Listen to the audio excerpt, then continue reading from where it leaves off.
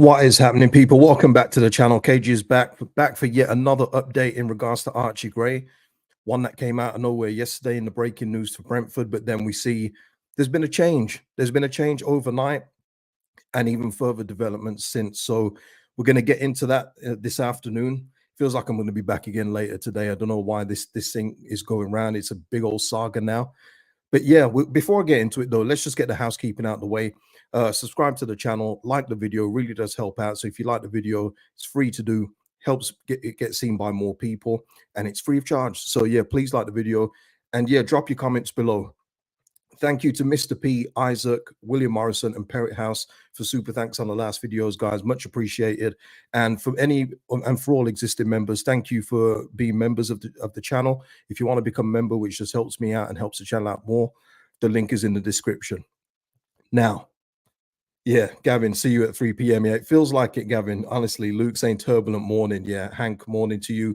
Yeah, morning, evening, noon, night, wherever you are around the world. I just want to say as well, the video and the subsequent comments that came in that from yesterday's video with Archie Gray going to Brentford. Wow.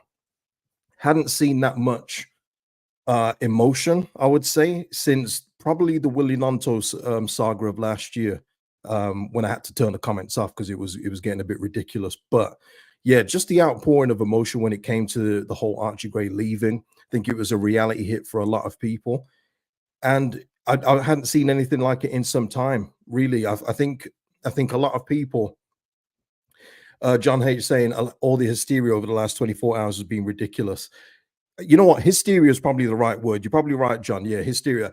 Listen, I understand it to a certain degree. As I said yesterday, I completely get it. People would prefer Archie Gray to be here long term, you know, be the homegrown talent that takes us into the future.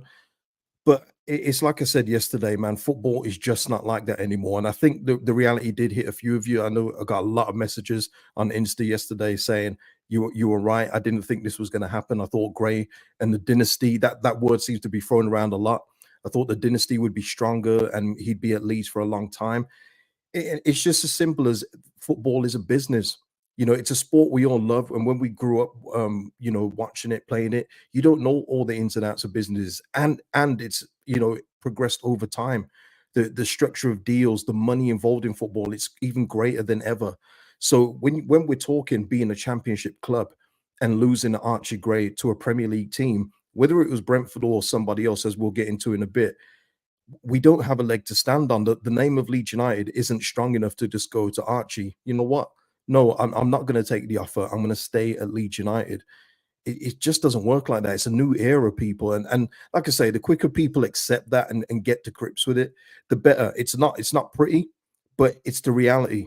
And if you don't like reality, then keep your head in the sand. But you know, we were going to have to make sales this summer. You can't just fail to get promoted back to the Premier League and have everything your own way. Look, Leicester have been promoted.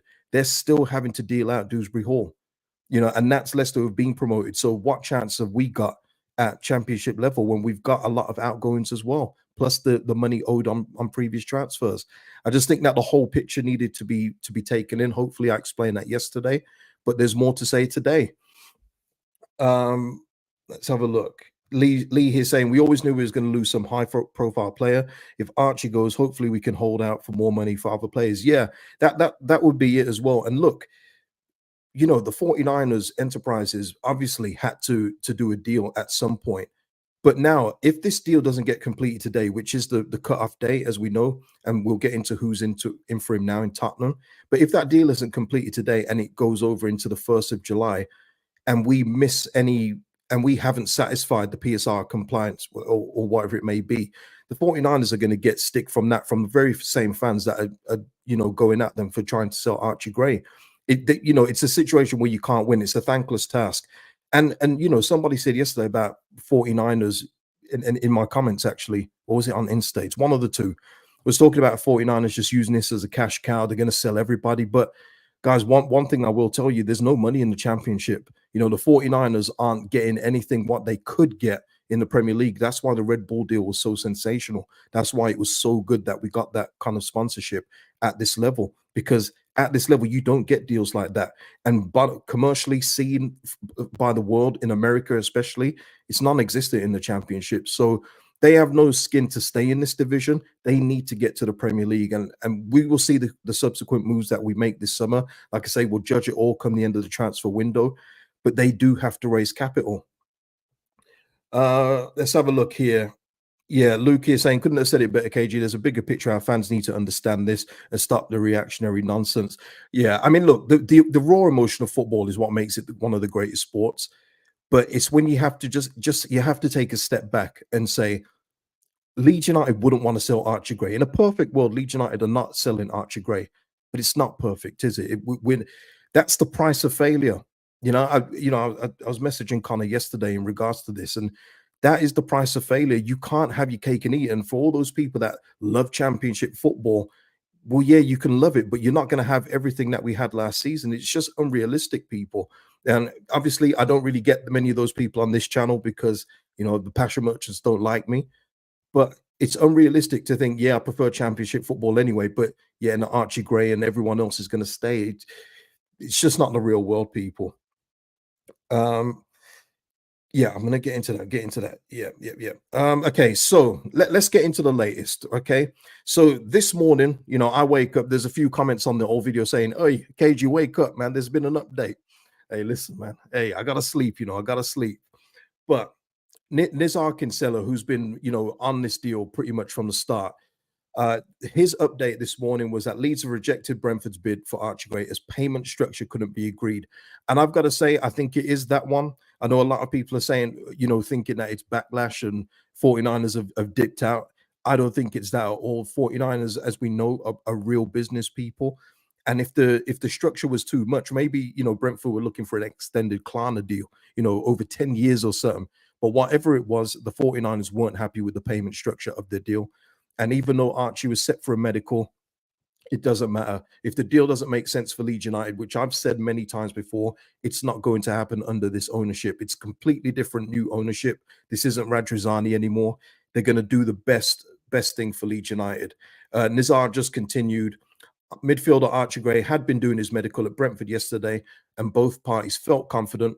Unclear if a deal can be salvaged, but other clubs are interested in the 18-year-old. And this is where we move on to that, because David Ornstein, as we know, transfer guru, who actually broke the story yesterday, or was one of those that broke it, has updated us now with Tottenham working on a deal to sign Archie Gray from Leeds after Brentford offer turned down. Talks ongoing with expectation on all sides that agreement can be reached, but nothing finalized yet. 18-year-old leaning towards Tottenham if he leaves. And if we just go into the article,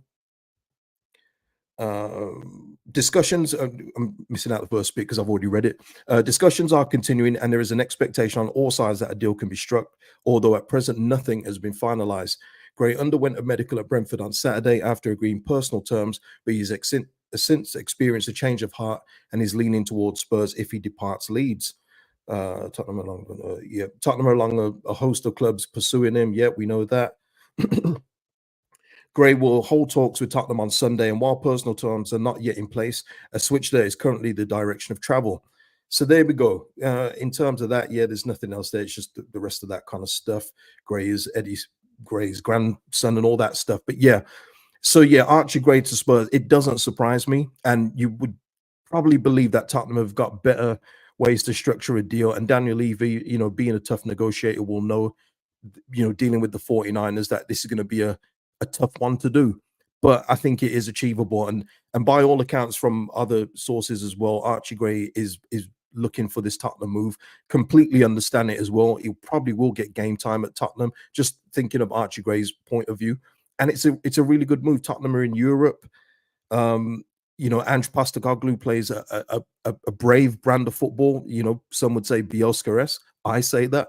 Where it's attack, and move around and everything else. Defense is second, and that would probably suit him to the ground. Maybe he sees himself in that kind of system and flourishing. I can see him getting goals and assists in that kind of setup, especially with the kind of players that Tottenham are looking to bring in.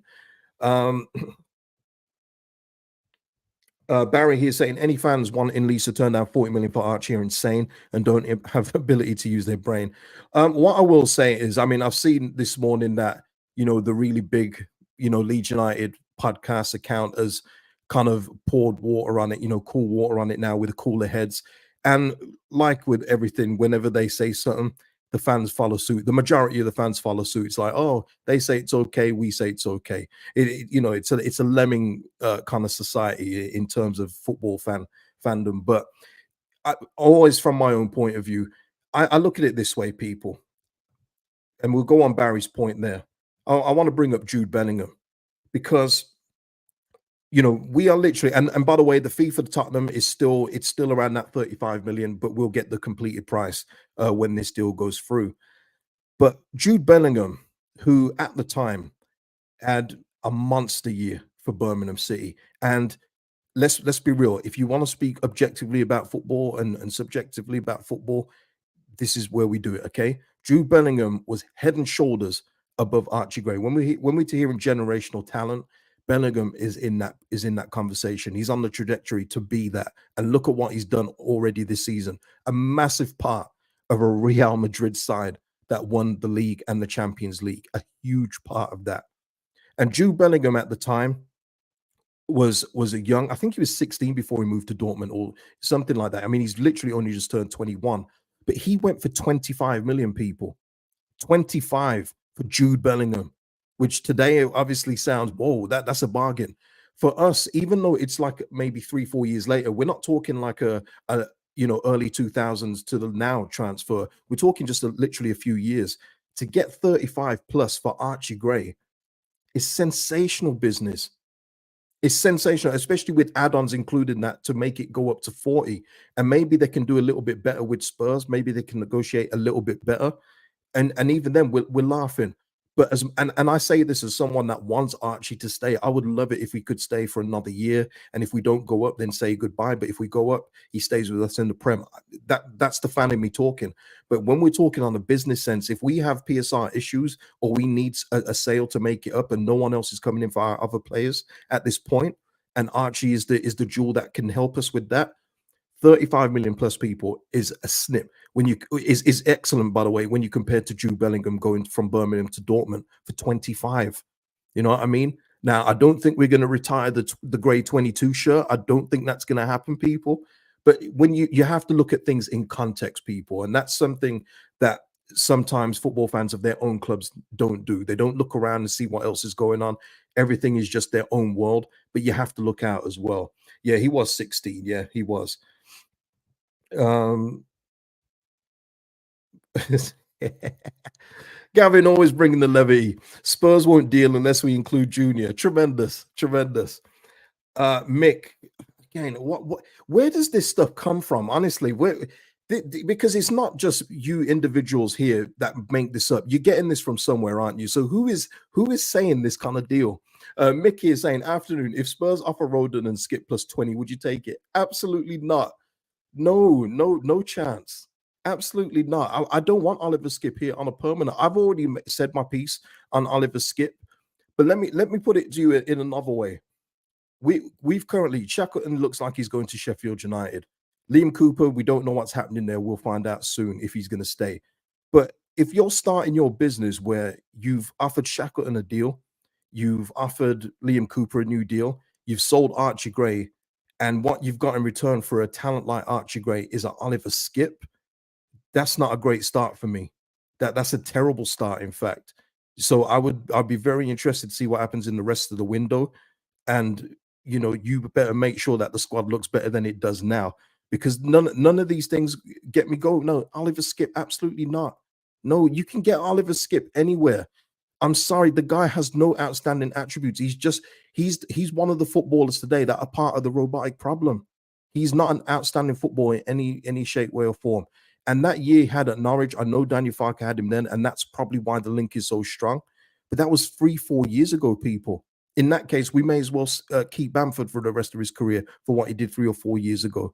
Football moves on, and Skip as a player has regressed. Now, listen, if Skip needs a fresh start, that could be something. He goes to a coach where he trusts him and he knows he's got the trust of the coach. Of course, that can make a big difference. But if you're talking about Oliver Skip on a permanent deal going into the Premier League, no, absolutely not. Ryan here saying, I put money on it that Rodon is included. Well, I mean, Joe Rodon, I mean, look, there is no Rodon to say. I mean, we don't know what's happening. We'll see. As we know, this story keeps on getting updated. So maybe later there is a player involved. But as we sit here today, people, at this point in time, at near 1:15 on Sunday, there is no player exchange involved. So it's going to be the cash up front, or over a period of time, and that is it. There's no players involved. Maybe they do it on a separate deal, much like Chelsea and Villa did with certain deals. They did a Matson one, then they did a separate deal for another player, that youngster that moved from Villa to Chelsea. Maybe it goes along that way. Maybe they do a kind of deal in that way, but we'll wait and see. But at this point in time, there is no player exchange. So that's all I'd say. But yeah, the whole Rodon skipping 20 million, man. I mean, Joe Rodon, if Joe Rodon is willing to come back, okay. But again, with Joe Rodon, I've said before, I think that, and I'm not taking anything away from Joe Rodon, I think we can get other defenders out there that won't cost as much as what Tottenham are putting on him.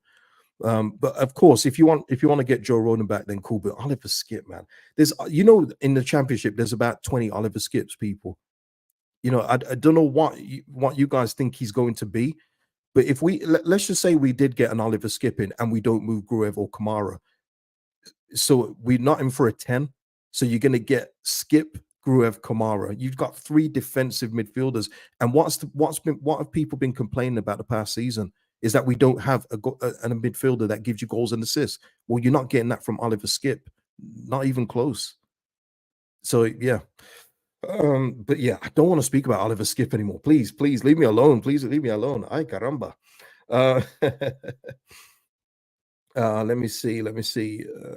John Moore here. I'd be very comfortable with Leeds selling any player at the right price. I also expect us to replace each of those players.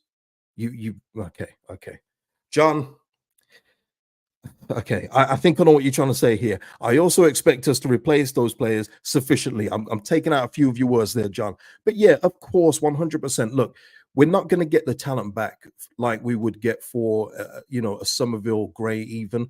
But what you can do is make the squad better overall. So where we had gaps in the team this season, or players Daniel Farker didn't trust, maybe you can fill those gaps with players that will work at this level. It's not a hard task to do in Leeds United's position. It's not. But yeah, you're not going to get Somerville back. That's for sure. We're absolutely dreaming in that case. I did see some super chats, but for some reason, StreamYard is not starring them today.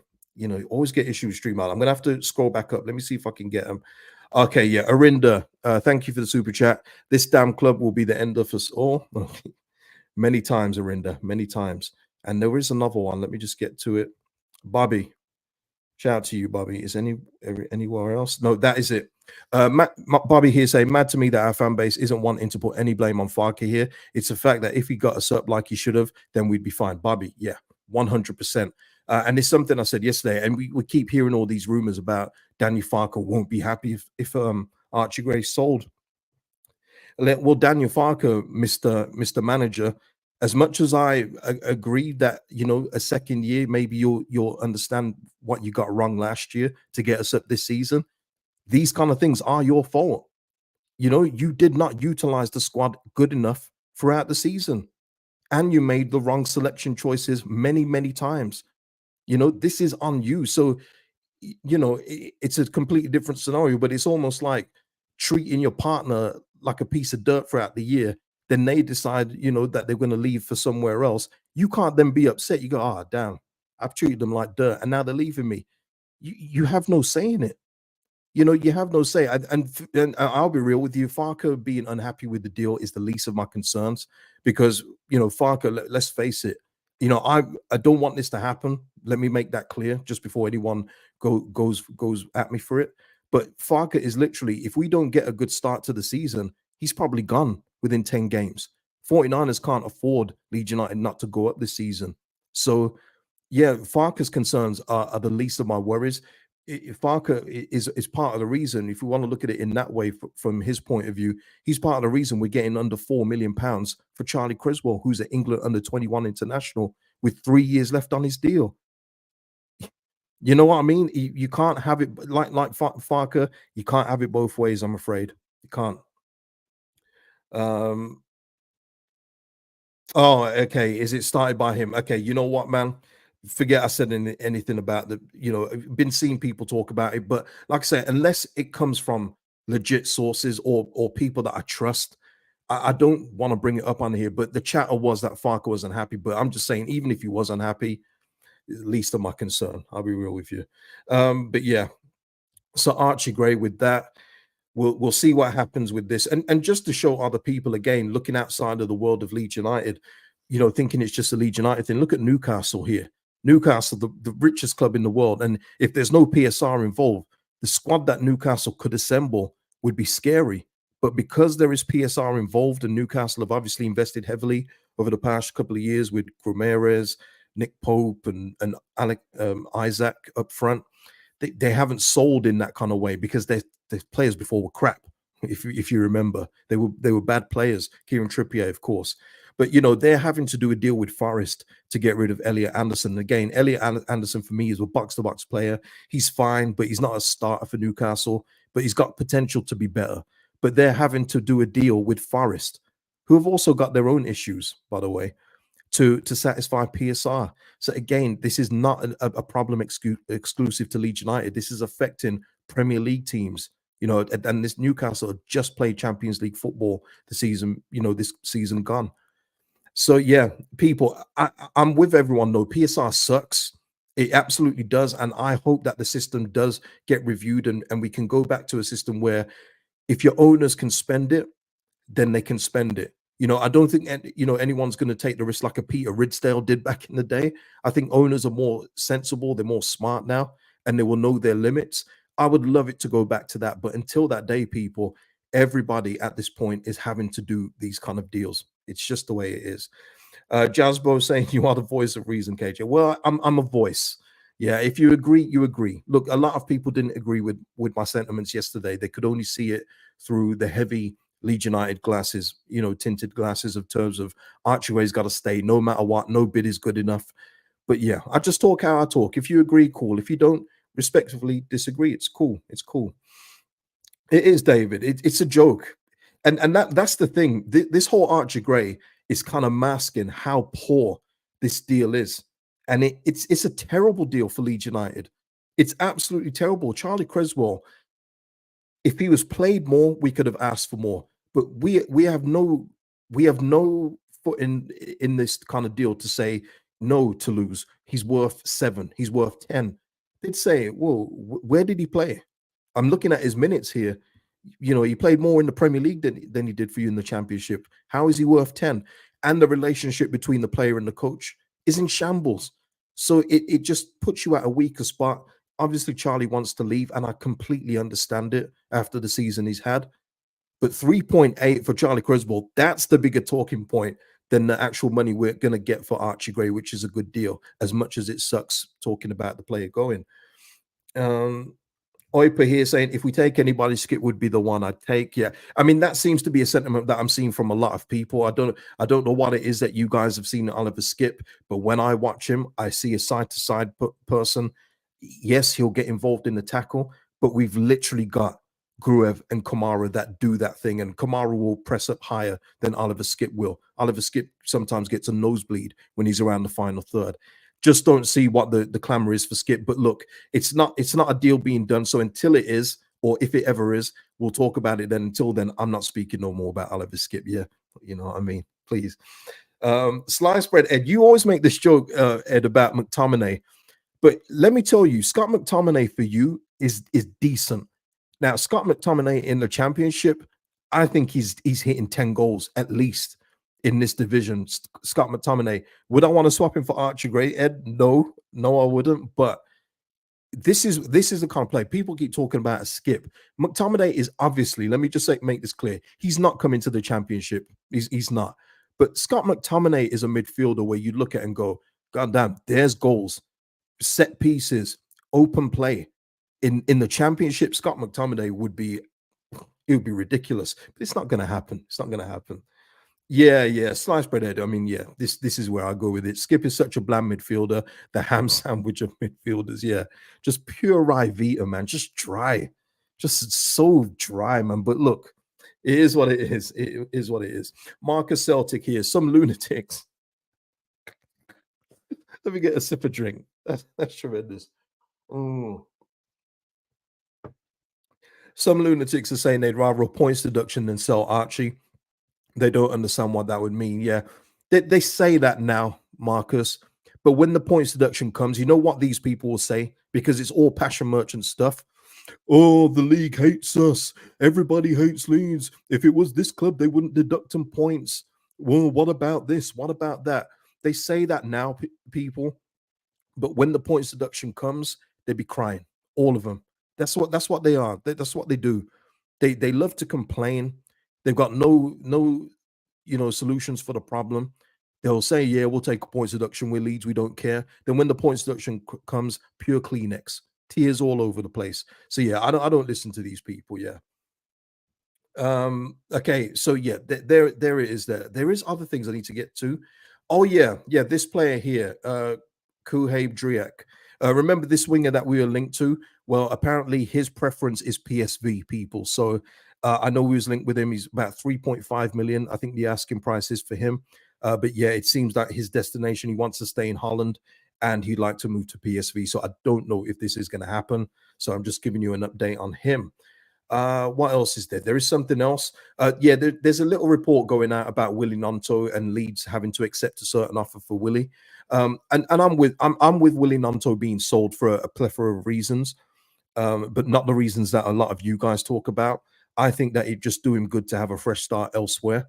But I think that we'll get good money. And look, a comment yesterday was talking about Gray and Somerville being our saleable assets. But I also throw in Melier with that.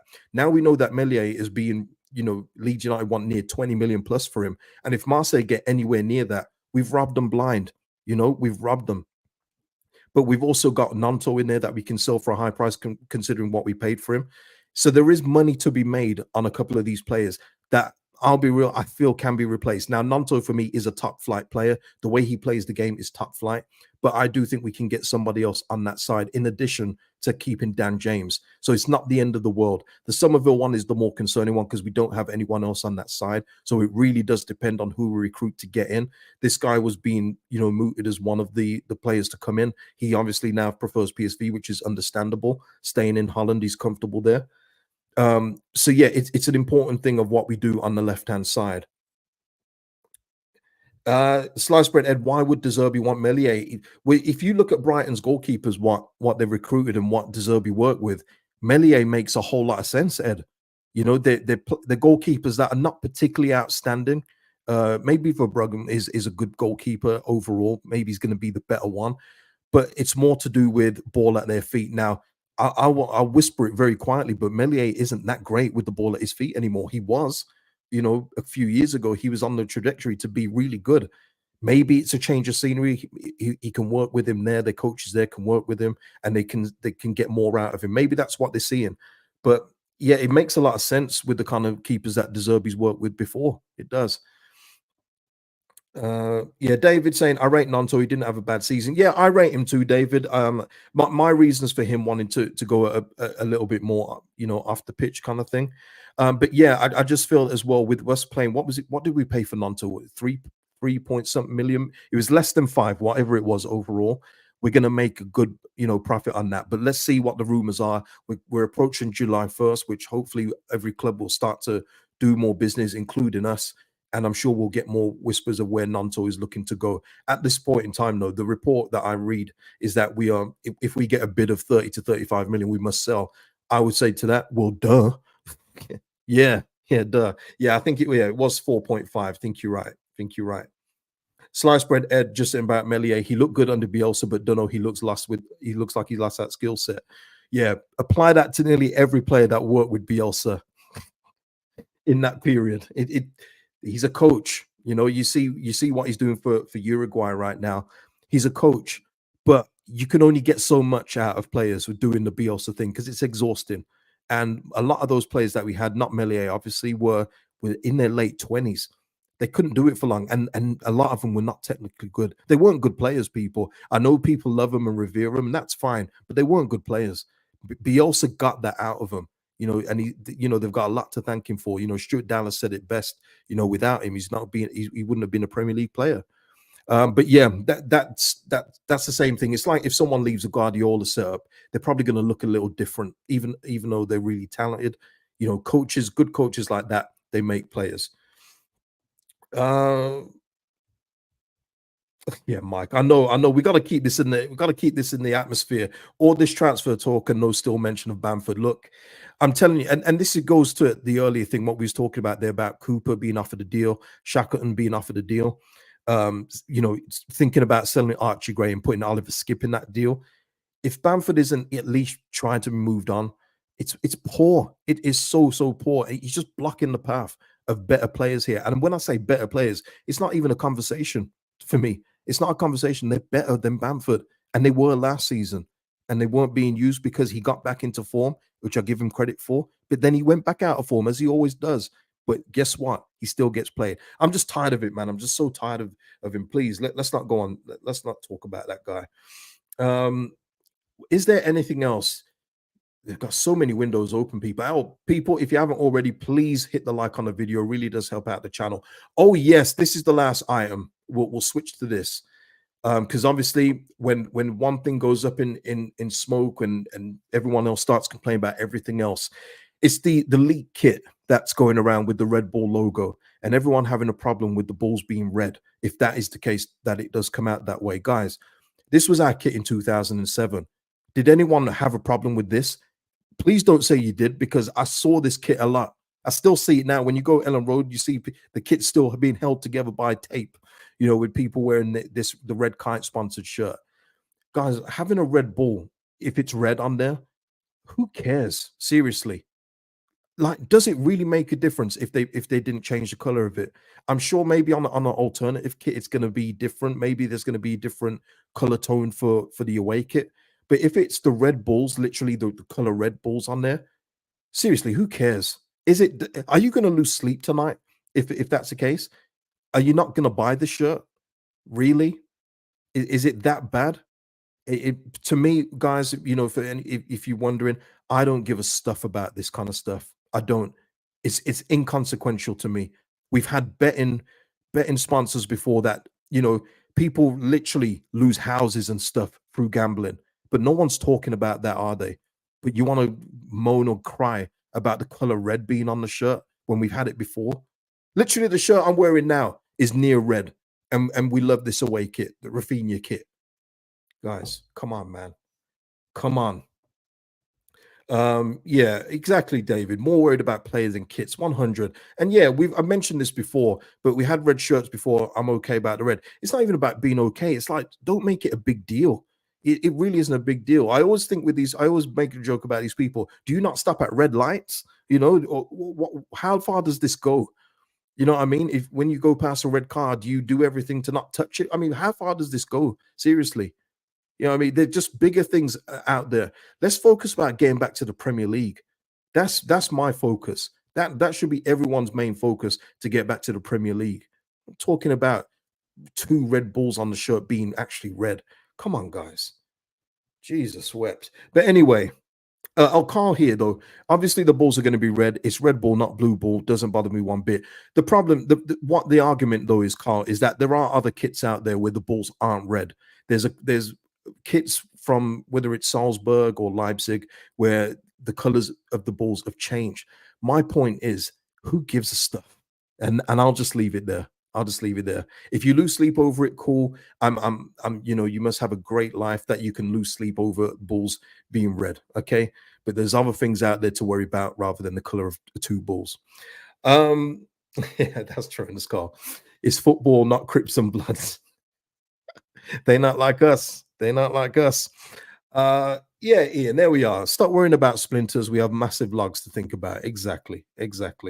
But yeah, that is it, people, for the latest update. Hopefully that's covered everything until the next one comes out, whenever that is. Just hit the notification bell so you know when I'm going live, so you can join me in the conversation. I know a lot of people watch the replay, but some people do want to get involved in the live chat, which is great to see. But yeah, if you hit the notification bells, you know when I've uploaded or go live. Until then, people, be good and try and enjoy the rest of your Sunday. England are playing today, so it's a nice chance to get some sleep. I'm just joking. Don't shoot. But yeah, listen, people, Kevin, see you in an hour, KG. Tremendous. See you later, man. And yeah, Glenn Hoddle, Spurs legend, Mr. Live. Yeah, you're gonna have to watch the replay, my man. Thank you for joining me today. See you in the next one, people. Peace out.